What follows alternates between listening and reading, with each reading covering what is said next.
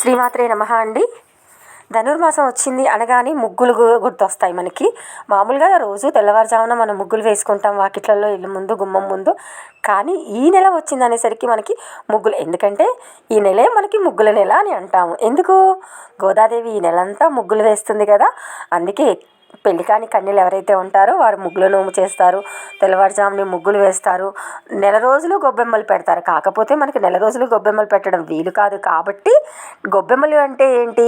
గోపికకి ప్రతీక అని అర్థం అన్నమాట. రోజు గొబ్బెమ్మలు నెల రోజులు పెట్టి పసుపు కుంకుమల మాంగళ్యాలతో గొబ్బెమ్మల్ని అలంకరిస్తాము, పువ్వులు పళ్ళు అన్నింటితో.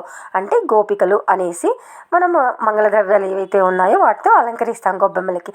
కాకపోతే మనకి నెలంతా వీలు కాదు, పేడ దొరకదు ఎక్కడ, కాబట్టి అట్లీస్ట్ 3 రోజులైనా పెట్టడానికి మనం ట్రై చేస్తూ ఉంటాం కదా. సో ఇదైతే మనందరికీ తెలుసు, మనం ముందుగానే ప్రిపేర్ అవుతాము. మామూలుగా ఏం చేస్తామంటే రోజు వచ్చిన ముగ్గులు వేస్తాం.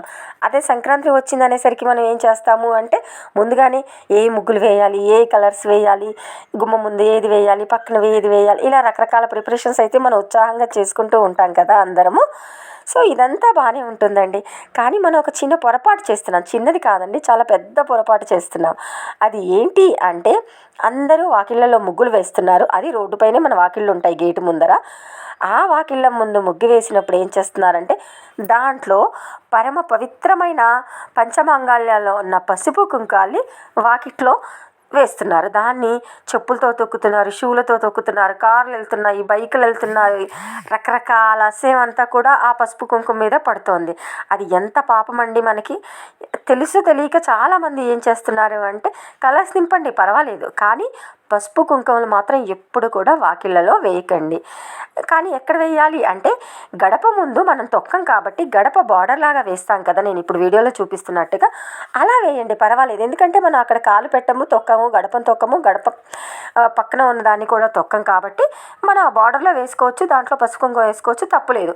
ఇంకొక చోట ఎక్కడే అంటే తులసి కోట ముందు కూడా మనం ముగ్గు వేసి దాంట్లో పసుపు కుంకుమ వేసుకోవచ్చు. ఎందుకంటే తులసి కోట ముందు కూడా మనం ఎప్పుడు కూడా పాదాలు పెట్టి తొక్కం కాబట్టి ఈ 2 చోట్ల అంటే గడప ముందు ఒకటి, తులసి కోట ముందు ఒకటి, ఈ 2 చోట్ల పసుపు కుంకుమతో అలంకరించుకోవచ్చు, తప్పు లేదండి. కానీ మనం గుమ్మం ముందు వేసేది, వాకిట్లో గేటు ముందు వేసే ముగ్గుల్లో మాత్రం ఎట్టి పరిస్థితిలో కూడా పసుపు కుంకుమలతో అలంకరించకూడదండి. ఎందుకు అంటే పసుపు కుంకుమలు పవిత్రమైన మాంగళ్యాలు, పంచమాంగళ్యాల్లో ఇవి కూడా ఒకటి. ఎప్పుడు కూడా పంచమాంగళ్యాలని మనము ఏంటి అంటే అగర్వపరచకూడదు. ఎందుకు? మనం పసుపు కుంకాలు కింద పడితేనే అయ్యో అంటాము, కాలితో తన్నకూడదు అంటాము, పువ్వుల్ని కాలితో తన్నకూడదు అంటాము, అవునా? మరి అలాంటి వాటిని తొక్కుట్లో కాళ్ళ కింద, చెప్పుల కింద పడేటట్టు వేయడం మహాపాపం కదా. దయచేసి ఈ ధనుర్మాసంలో ముగ్గులు వేసేవారు, నెల రోజులు ముగ్గులు వేసేవారు, సంక్రాంతికి ముగ్గులు వేసేవారు మాత్రం ఈ నియమాన్ని ఖచ్చితంగా పాటించండి. ఈ జాగ్రత్తను మాత్రం ఖచ్చితంగా చూడండి. ఎందుకు అంటే ఇది మహాపాపం అండి. పసుపు కుంకాలు ఎప్పుడు కూడా తొక్కుట్లో వేయకూడదు. కాబట్టి ఎప్పుడైనా సరే మీరు ముగ్గులు వేసినప్పుడు మాత్రం వాకిట్లో వేసే ముగ్గుల్లో మాత్రం ఎట్టి పరిస్థితుల్లో పసుపు కుంకాలు లేకుండా చూసుకోండి.